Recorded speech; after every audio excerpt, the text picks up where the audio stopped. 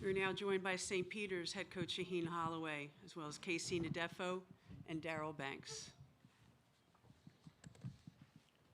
You don't want to make a statement, do you? Do you want to make a statement? Yeah.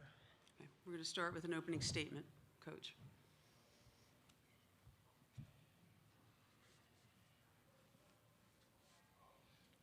First, I want to give Hubert Davis in North Carolina a lot of credit. Congratulations. Happy for him. Happy for them. Tough way to go out. But words can't describe and explain how happy I am for this group. We could get right to it right now. Questions? Let's start with questions for the student athletes. Chris, go ahead. When you guys gathered, first of all, Chris Murray from the Philadelphia Sunday Sun, when you guys gathered near the end of the game, what did you all say to each other, and how do you put this run into perspective? I mean, you had the greatest run of a number 15 seed ever in the tournament. Well, we just told each other, just stay together. What we did was amazing, and, this is a brotherhood. Words can't describe what we did out there, and, just to be happy for each other, and for us to be the only team to do this, it's just historical, and we're blessed for that. Dave. Dave Jones from Penn Live. Darrell, how did your legs feel? Sometimes with 1 day rest, it can be hard in the calves and the quads. My legs felt fine. We had a lot of one-day prep games this year. We did what we usually do, prepared, did recovery and everything, so I felt fine. That's it. Go ahead, Jerry. Jerry Carino from Gannett, New Jersey. Guys, what did it feel like to hear that crowd behind you today again? And even when you were down 20 and you made a basket, it seemed like the game was tied. What do you want to say about the enthusiasm that people generated behind this team? It was amazing. Peacock Nation have been amazing for us on this run. It was just a great atmosphere for us, like it's been this whole tournament. We've got a lot of support, and it's just to do what we did is just incredible. Go ahead, Zach. Zach Braziller, New York Post. What was different, do you think, about your opponent today than the first 3 games? Did you feel like they were more prepared for you guys? Was there one thing that maybe was different today? Well, I feel like we came out a little slow. Our defensive intensity wasn't up to par today, but like Coach said, we give a lot of credit to them. They're a talented team, but today was on us.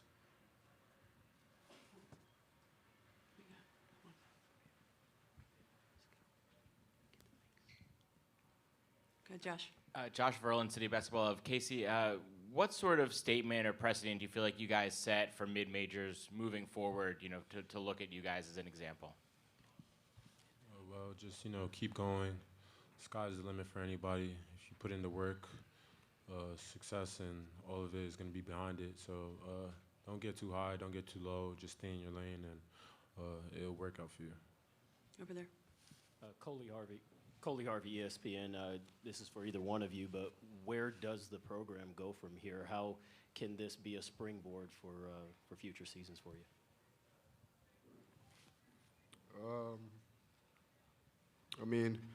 What we did, we generated a lot of publicity to our school, so it's just going to help the school out in general.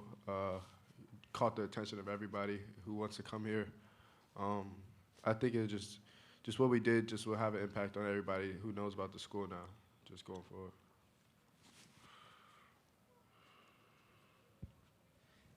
Go ahead, Bill. This is Bill Plaschke, Los Angeles Times. What was the mood like in the locker room? Was it complete sadness, or was there an understanding of what you'd accomplished? Any satisfaction in that? Well, it was definitely sadness. We expected to win this game. Felt like we didn't compete as well as we were supposed to. So, this is a brotherhood, and we love all of our brothers. So, we stayed together through it, and, there was definitely emotions in the locker room of sadness. Go ahead, Brian. Brian DiNovellis, Tri-State College Basketball Podcast. At schools like North Carolina and Kentucky, these types of runs are expected. When you came to St. Peter's, could you ever have envisioned winning not one, not two, but 3 NCAA tournament games? I mean, yeah, I mean, coming in, Coach established the vision that he had. All of us went on board with that vision, too. We knew if we put in the hard work that anything was possible. So we came to work every day, day in and day out, and it just paid off for us this year. We did something historical. Henry Bushnell from Yahoo Sports right here. For both you guys, it might be too soon for this question, but what was your favorite moment from the past 10 days? Is there one or maybe two that really stick out to you that are going to stick with you?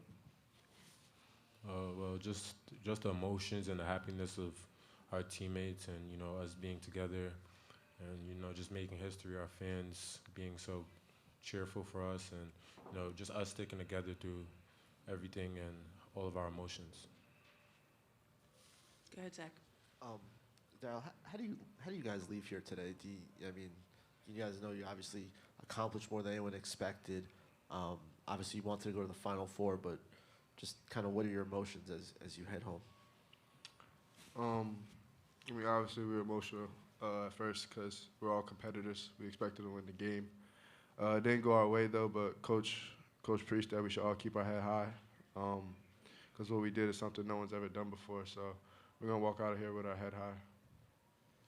We have one more for Casey and Daryl. Congratulations on a great season. Thank you. You can go. Thank you very much. Questions for Coach? John, in the back. Hey, Shaheen. John Feinstein from the Washington Post. Is it fair to say that their quickness, specifically of their big guys, was the biggest difference between this game and Purdue on Friday night?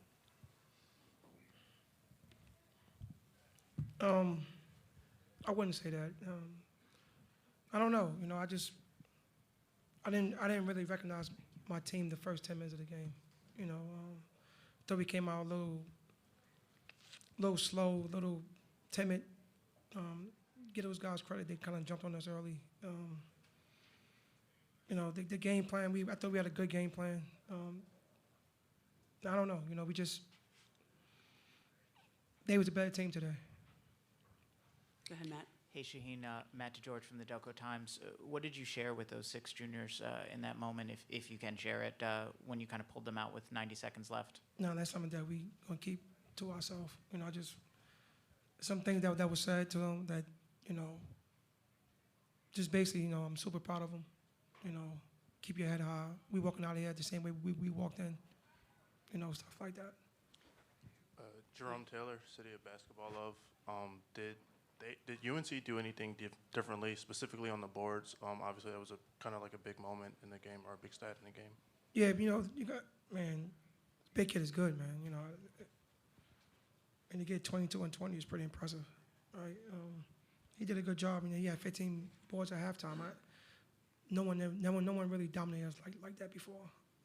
You know, he was kind of all over the place, to everything. You know, it was just, man, it was. Kind of wish we could play this game over. I would have did a couple things different, but like I said, you know, you gotta give those guys credit, man. They came out and they deserved it today. Felix Veletanga from HuffPost.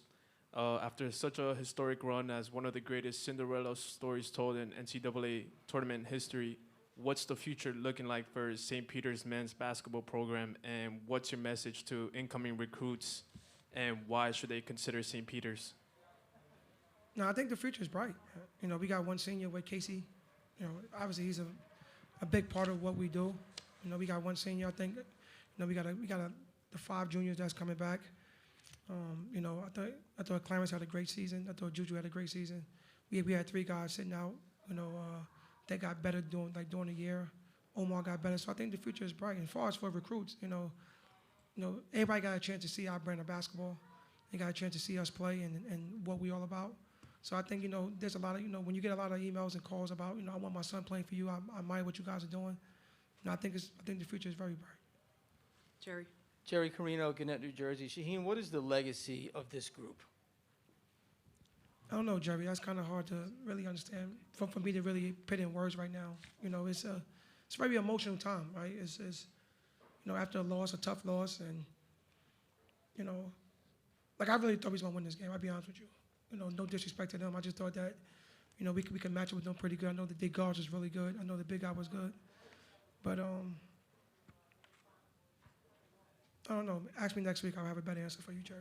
I don't really have an answer for the legacy right now. Chris. Yeah. Chris Murray, Philadelphia Sunday Sun. How much did you guys grow through this process, going through this tournament, going up against those teams and that no one thought they could beat? And how much did you grow as a coach just watching them, guiding those guys to this point? I thought everybody grew, right? I thought the team grew. I thought, I grew. I wasn't great today. I'm really, really disappointed in myself. I could have made some more adjustments. I'm really, really not happy with that. But, it's just a great experience for all of us. Man, you kind of learn from everything. You learn from the good, you learn from the bad. You kind of move forward. So we're going to move forward as a program. I'll move forward as a coach and learn from today and then get better. Dan? Dan Gelston, Associated Press. Shaheen, how do you feel about, what you might have to go through to handle what might be ahead for you professionally in the next week or so? I mean, have you been trying to... I'm not worried about that, Dan. Right now, I'm just worried about those 15 young men right now whose, heart is broken and really down. It's my job as their leader to cheer them up and make sure they understand what they did the last 2 weeks, And like I said, we're going to walk out here the same way we walked in with our head up. Glenn. Yeah, Glenn Papazian, PhillyCollegeSports.com. And Coach, early in the game, what was the reason why the offense couldn't get on track, in that first part? After we came out, we took 3 bad shots right away. 3 terrible shots. And it got them runouts. They got 3 easy baskets, and that's kind of how the game go. When you take bad shots and, especially shots that I didn't know that they was going, one of the guys was going to take, right? And they get some runouts, and next thing you know, it's 6-zip or 9-2. Those are momentum swings, right? And I think that North Carolina did a good job of having the momentum and kept chipping, and just took it from there. Up front, I think we have time for 1 or 2 more. Go Zach, and then Zach. Zach Brazil, New York Post. What are you going to remember the most about the last few weeks here?